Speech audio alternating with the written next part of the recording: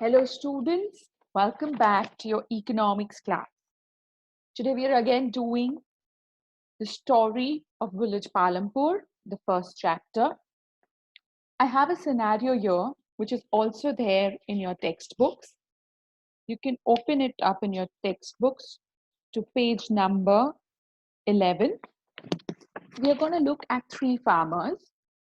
Each has grown wheat on his field and the production is different for all three of them. But consumption of wheat by every farmer family is the same over here. This is just an example. This is a very idealistic situation to teach you all how the farmers differ. The whole of surplus wheat this year of the year is used as the capital for next year's production. And you have to assume that the production next year is twice the capital that was used in production. And there are three tables given to us. Okay, so this is the first table. The darker black colors are the one that I have filled in. Don't fill in just blankly, understand it. So let's say in the year one, the production is 100, the consumption is 40. So surplus is production minus consumption, so it will be 60. And hence the capital for the next year will also be 60. Now look at year two. Your production has doubled from the capital. So 60 plus 60 will be 120. Consumption over the years remains the same. Probably if there's an increase in the family size, the consumption may differ, but over here we are going to ideally assume it's the same. And again, the surplus is production minus consumption. So it will be 80. And so the capital for the next year is also 80. Next year, the production will again double from the capital, so it will become 160.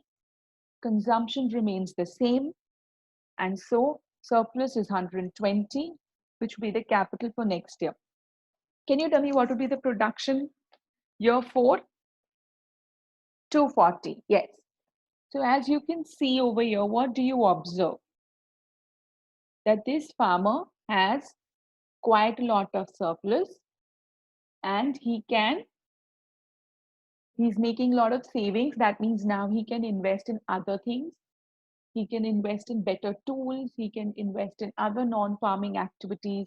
He can buy a cow. He can buy a tractor. He can buy a harvester, correct? So over here, this farmer looks comfortable and his system is working for him. Now look at the farmer number 2. Over here, the production is 80, consumption is 40. Hence, the surplus will remain 40. Capital for next year is 40, and again, production will double, so it will go to 80. Like you can see, it's a stagnant. There is no increase of production. Every year it remains the same. So what will happen to this farmer? He has to maintain the lifestyle he's living. He cannot invest any more money. And if at all things go bad and his production decreases or the weather doesn't support, what will happen? Yes, he's not going to have enough capital for next year. Okay, so this is the second farmer. Let's look at the third farmer over here. His production is 60 and his consumption is 40. Hence his surplus is 20. So the capital for the next year is also 20. Then year 2 again production is double, so it will be 40. But 40 is his consumption, so there is no surplus. Now what is going to happen? Now he has no capital for next year. Does that mean he'll stop farming? No. What will he do? He will go to money lenders and he'll have to borrow money. And then he will be indebted forever. These were three different scenarios to show you the production of wheat between three farmers and how it differs. If you compare the production, you see the first one, the first farmer, his production over the years has increased. For the second farmer, it was stagnant. And for the third farmer, it kept on decreasing. The production kept on decreasing. Now, Let's look at the entire chapter at one glance. You all learned about the requirement of production, that was land, labor, physical capital, and human capital. You all already know what these four are. Land is the main factor of production, labor is the human factor of production, capital is the stock of man made goods which can be used for further production. We have two types of capital, that is human capital, fixed capital and working capital. Fixed capital is the stock of produced means of production which can be repeatedly used in the process. And working capital will be, it includes the stock of raw materials and consumables which are exhausted during the process of production. Then we saw some farming activities. We saw how the land is fixed. And since the land is fixed, how can we increase the production from it? Because full land in Palanpur, all the possible land is under cultivation. So we saw we can use multiple cropping, we can use new techniques and farming methods, and we also see the use of HYV seeds. Okay, then there was the danger, the sustainability of land. Will the land be able to sustain it? And that time, because we were not sure if the land will be able to sustain it, so we saw how the fertilizers harm and how they don't help. So sustainability of land implies the sustainability of fertility of soil, which is in danger because of modern farming techniques. Then we also saw the unequal distribution of land among the people. We saw the land distribution pattern, and we saw how some households, because of the distribution amongst the children, the land holding sizes shrinking. Yes. Then we spoke about the labor, who provides the labor.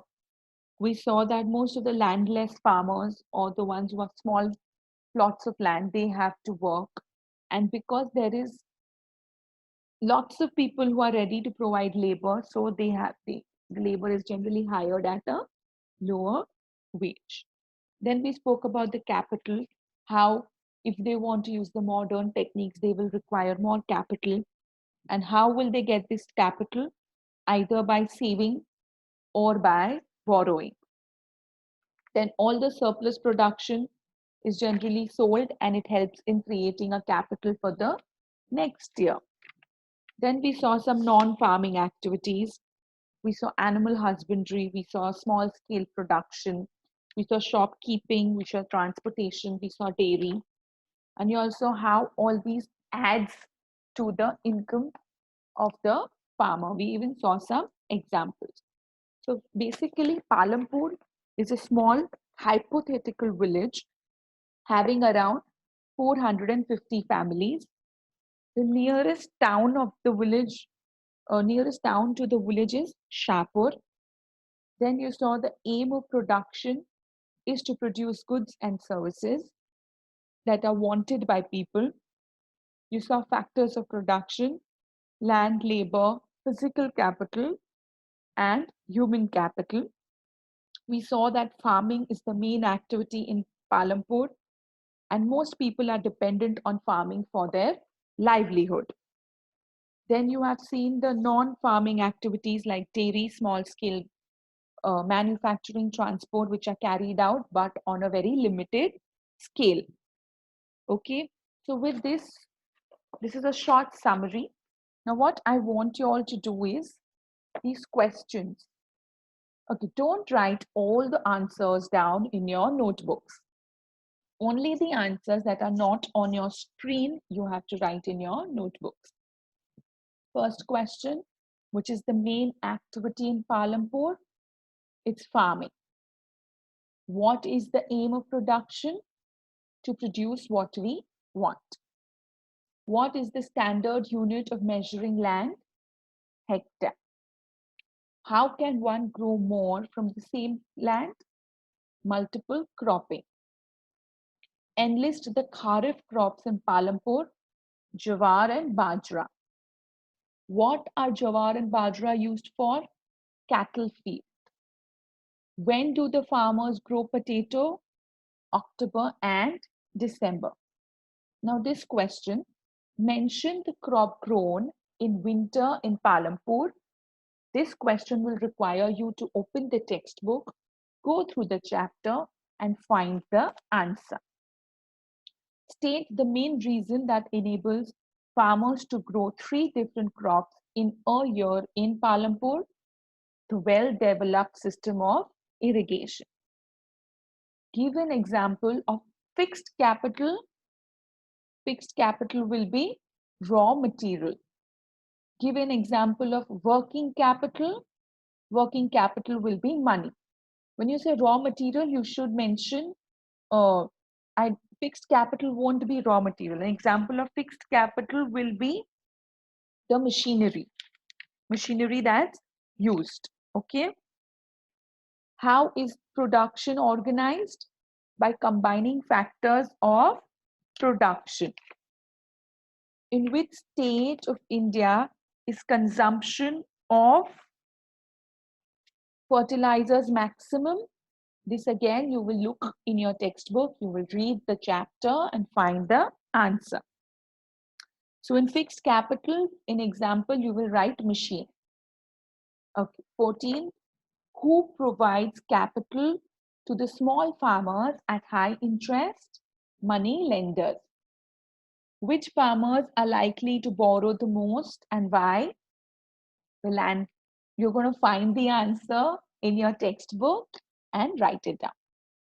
Mention the farming methods used in Palampur, which require a great deal of capital. Again, you will read the text and write the answer. Why are farm laborers paid less wages? Again, you will find the text and write down the answers. Name the crops whose production increased with the Green Revolution. Another question which you are going to search for the answer and write from your textbook. These are all 1 marker, so don't make them very long. List the states that first tried the modern farming methods to increase crop production. Another question that you'll have to search, but you may not find these answers in your text. For that, you will have to find the answer on Google. These questions have to be written down in your notebooks. In the previous screen, in the previous slide, not all questions have to be written down, but in this, all 3 will be written down. Briefly state the implications of electricity coming early to Palampur.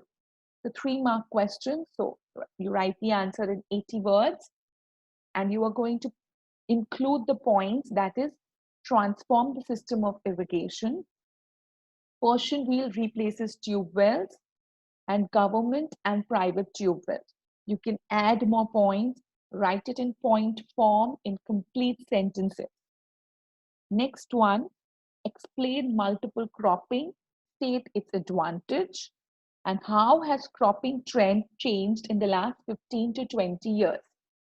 Again, it's a 3-mark question, but this question has 3 parts. Explain multiple cropping, state its advantage, and how has cropping trend changed in the last 15 to 20 years. So you will write all these 3 answers. Rashi and Mudra are 2 friends studying in Palampur Primary School. Rashi's house is made of brick in the center of the village. It should be brick over there. While Mudra's home is in a corner made of straw and mud. What do you infer about the social setup of this village, and which development goals can you set for this village? Now, this is a value-based question. So you will answer this with the understanding of the chapter, whatever you have understood from the chapter. So with this, I'm going to end today's class. Take care, stay home and stay safe, and keep learning.